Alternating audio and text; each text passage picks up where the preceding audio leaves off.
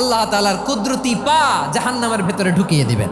জাহান্নামের সবচাইতে হালকা আযাব হলো ওই ব্যক্তির আযাব যার পায়ে দুটো জাহান্নামের আগুনের জুতা পুড়িয়ে দেয়া হবে। ওই আগুনের উত্তাপে তার মাথার মগজগুলো ভাতের মারের মতো টপ টপ টপ টপ করে বেয়ে বেয়ে পড়বে।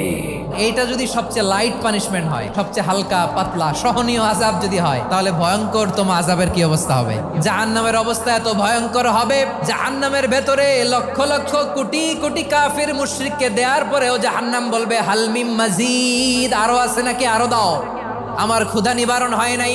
জাহান্নামে তো উত্তপ্ত হবে, জ্বলন্ত হবে, ভয়ঙ্কর হবে। জাহান্নামের এক অংশ আরেক অংশকে খেয়ে ফেলবে। আল্লাহু আকবার।